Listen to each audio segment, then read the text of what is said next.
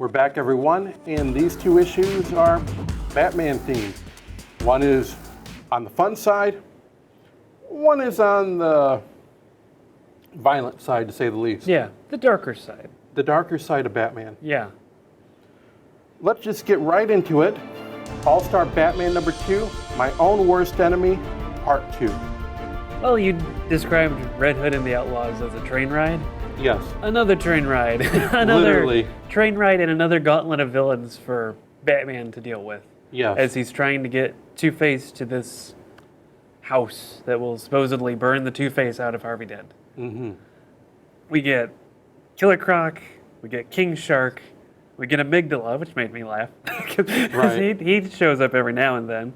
We get the new-ish Copperhead, the female Copperhead, who showed up in some of the Arkham video games. And we get Cheshire.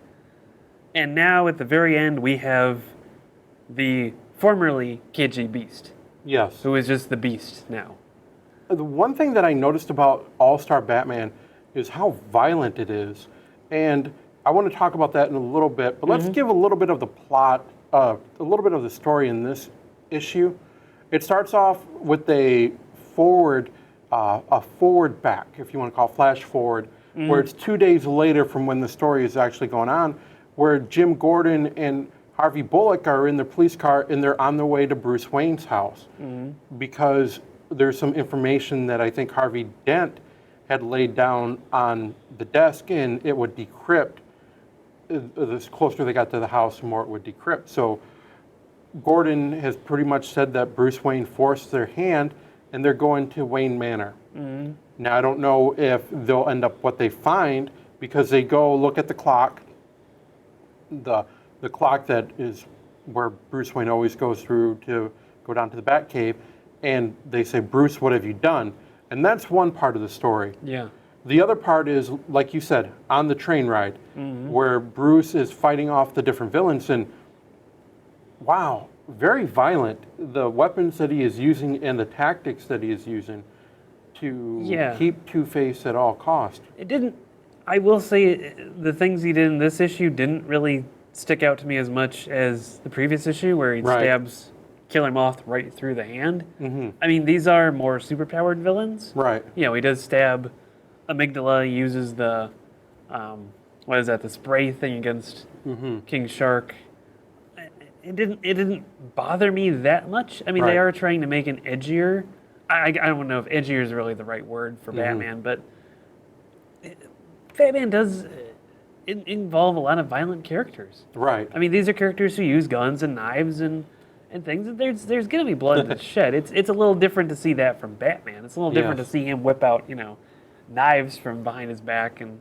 Well, he actually took out his bat ears, pulled them out. Oh, is that and what those were? I guess I wasn't even paying attention. He took out his bat ears because Killer Croc was talking. Someone was saying about you can't hear something. Yeah. And when they do that, Batman pulls out these knives that were sliding out with the ears, stabs him in the hand, arms, and he puts them back. It's like, oh, I'm sorry, I wasn't hearing what you were saying. Yeah. And then when he pulls out a batarang from his back, it is actually because Killer Croc had that big log that he was holding, and Batman threw that, and the log, he had the log, he held it, so as he throws that batarang, these two ends come apart, and they hinge onto the center part, onto the log, and the ends are connected to Croc. Croc is owl or something, and he talked about the circus, they wanted their fool back, and all of a sudden they go through the tunnel.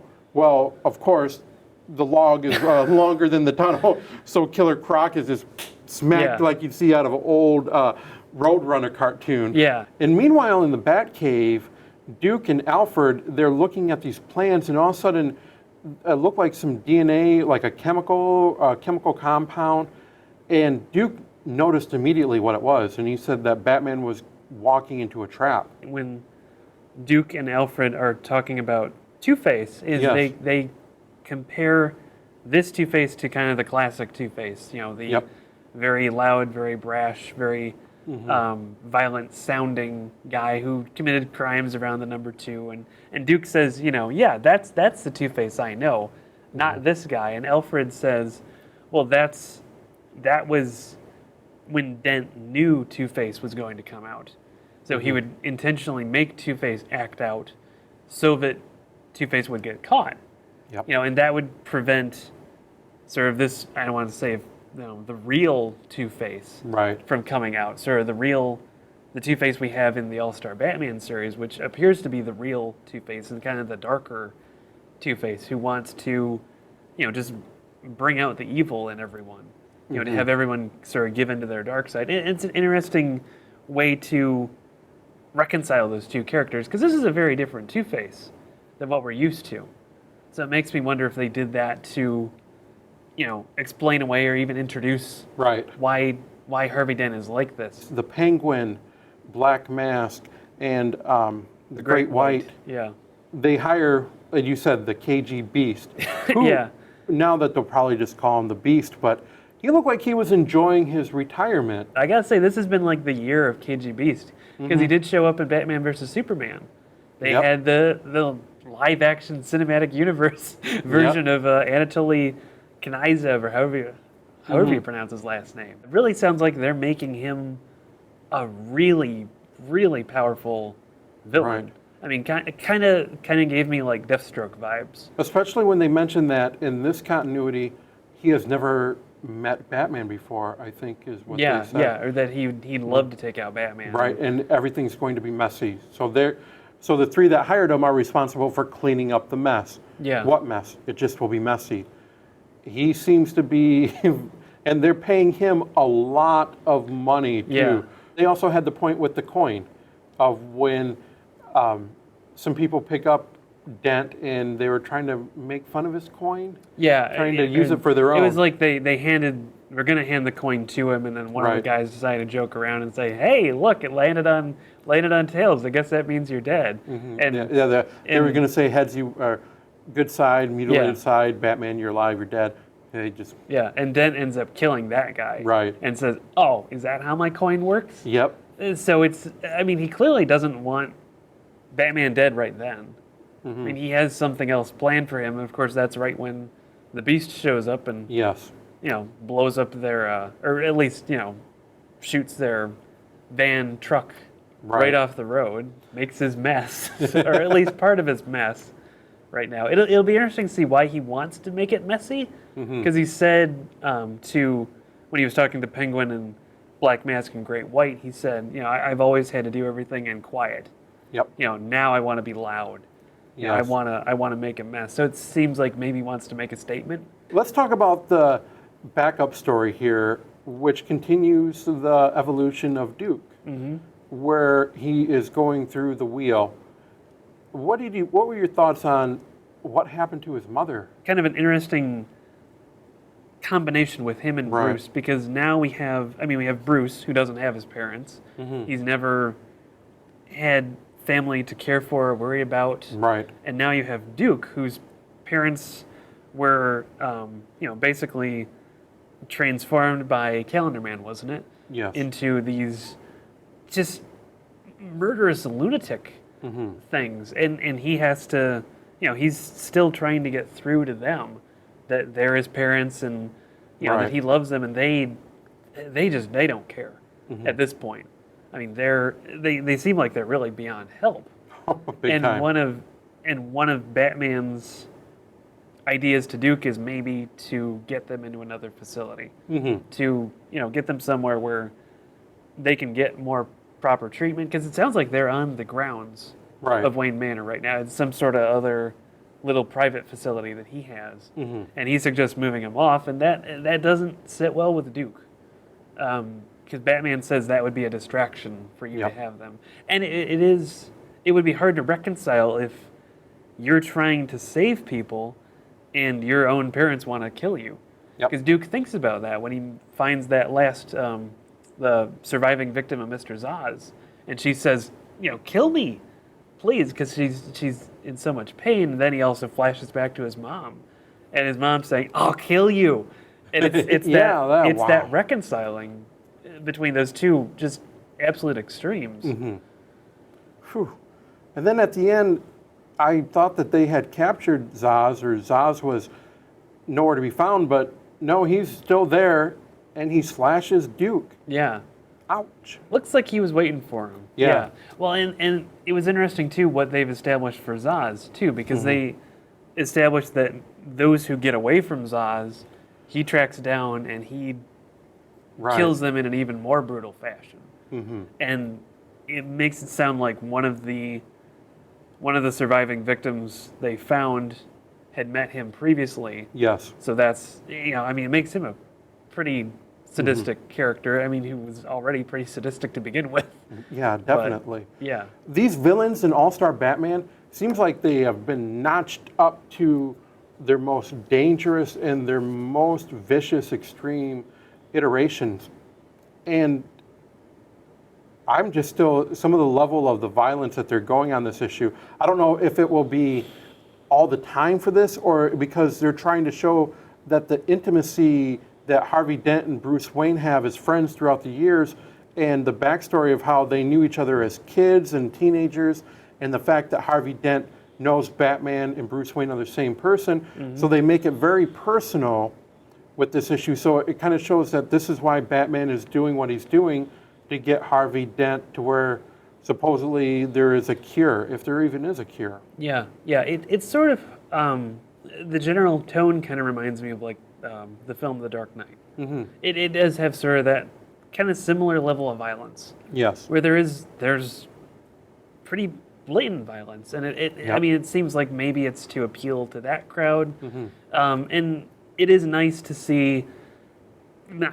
I mean, we've called them second-tier Batman villains. In some cases, it might be third-tier Batman villains. Yeah. But I do like to see that they're amping him up a little bit because I think, I mean, a lot of Batman's characters do have potential, and we've seen that in a lot of these reinterpretations of them. Especially with the Beast. We saw that in the first issue with like Black Spider and Killer Moth and Firefly. I mean, they got dispatched pretty quickly, but it was cool new takes on them. And that's nice to see. Well, All-Star Batman #2 will continue the journey as they get closer to the destination. I think we'll see a lot more violence and a lot more how extreme Batman will go to get Harvey Dent / Two-Face to this place, and eventually Duke has to show up because he did come after Batman to warn him. So All-Star Batman #2 is we're still riding the train, or we're still so many miles to go on that one. Next issue should give us even more extreme, over-the-top action. Batgirl and the Birds of Prey #2, Who is Oracle? Learn to Fly. I don't understand how Batgirl can be right in front of James Gordon, Commissioner Gordon, and she is able to just deflect him the way she does in terms of he doesn't wonder, really, you kind of look like, no, not really. Yeah. Gordon seems to have a very professional relationship with Batgirl at this point. They both seem to. And for me, it was almost kind of hard to tell if Gordon didn't. Because when she storms out of the room at the end, he does sit there with his head in his hand and say, "Okay, good talk," which is exactly what you would say to a a teenage or younger daughter who storms out of a room on you. But it is funny that Batgirl does feel she has to prove herself to her dad. Yes. Because as he's speaking, she knows kind of exactly what he's going to say. Exactly, I did like that she knows part. when the butts are coming up, and at one point he says that he mixes up his metaphors. He mixes up his idioms at one point. And she says, "Oh, that's never good. That's never a good sign." And he's sitting down. He's playing good cop. Yeah. Yep. Do you think that her trying to prove herself to her father, and then when he brings Batman in, does that put more pressure on her to solve the case, to prove that she can get this done? It sounds like it. I mean, this is she's already mentioned this is pretty personal.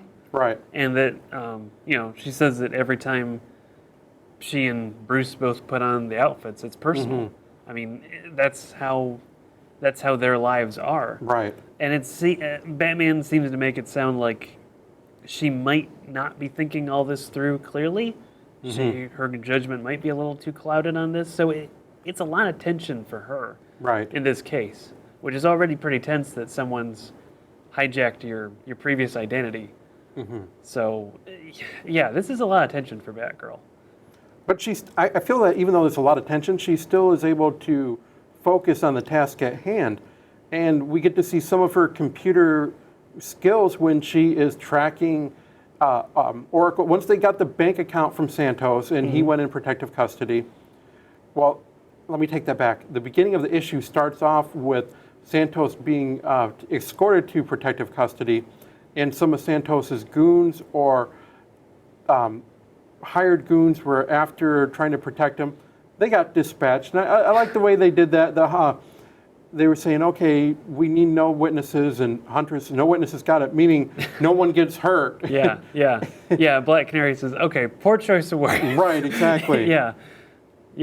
I do like how they're still trying to feel out the Huntress, that she's, she is in that kind of mindset that where she doesn't leave witnesses and trying to bring her into that. And she and Black Canary have kind of some bonding moments later on where. What did you call it before? Something with, or discussion with punches?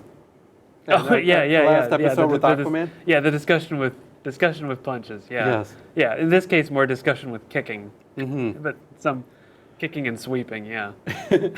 They find, Barbara finds through tracing IPs, through backdoors, going down the dark net, they find a server farm, and they're able to make a trace of one of Oracle's locations, I think, but it ends up getting blown up. But she does get the information, and it was kind of funny as she's, just another second, no, we gotta go, because there was a bomb there, and Black Canary couldn't defuse it in time, and Huntress ends up pulling them out. Yeah. Which kind of makes them bond over, okay, we can trust her now. Yeah. She looked out for us. At the end of the issue, we see Ass Snake-themed team ready to storm the house. They had a drone who flew over the house and gave the information. Oracle gave the information. The Snake team is there, and they're going to go for one person alive there, which I would imagine would be Santos, get him out of protective custody. I was also wondering, maybe they'd be going after Gordon, too. I mean, if Santos is going to be a snitch, they might want to eliminate him, maybe take Gordon as a hostage. Gordon said he was pretty close to, getting close to Phoenix's operation. Yes. So we'll see, yeah. And it'll be interesting to see what the Snake-themed team can do, which is only, Snake-themed team number 9027 in comic books. Right. kind of up there with like the Marvel Comics Serpent Society. Just fewer members, and we'll see what they can do and how the Birds of Prey handle them. Yes, I think the Birds of Prey are starting to come together nicely now. They're not going to get magically, miraculously come together in issues, but slowly but surely they start to build a rapport with each other. As Barbara Gordon starts to trust Huntress, and Huntress is starting to open up not really a lot, but just a little bit. Black Canary start feeling them all out. I think this team is starting to click. Yeah, and maybe at some point Huntress will feel comfortable enough to take her coat off in the No, in the I don't clock think tower. she would want to. I think Huntress was going to be keeping that coat on. Yeah. One part I did also like is when they were talking, when Black Canary and Huntress were sparring out on the deck outside. Huntress brings up Dick Grayson. And Black Canary says, don't bring that name up in front of Barbara. Yeah, you don't want to mention that around Barbara. Yep. Yeah. I like that. I like Batgirl and the Birds of Prey. I think so far they're kind of showing a little bit of the side of Oracle, and even though she's a younger Barbara Gordon, she still has some maturity to her.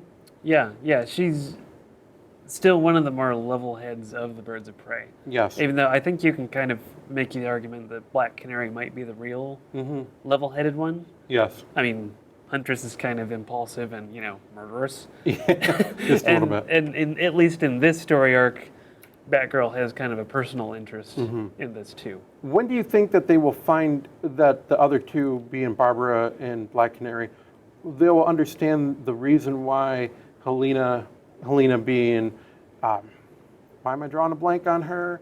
Huntress, yes, I'm sorry. Why Helena is actually going after the murderers of the Bertinelli family. Yeah, yeah. One of the things I'm wondering is, could Huntress be connected to Phoenice? Because they're both kind of dark-skinned women. Yep. And they both have kind of that same look to them. Maybe there's a relationship there. I think if they get closer to her, maybe that'll explain, the Bertinelli connection. Maybe that's when they'll find out. We'll see. Right. We'll have to wait and see. But it seems like at some point she's going to have to explain that, and that's going to be kind of the last, last glue that cements them together. Exactly. Well, this wraps it up for this episode of Comic Book Cove. What are your thoughts overall on this theme of people learning about the people and still gaining the trust of others?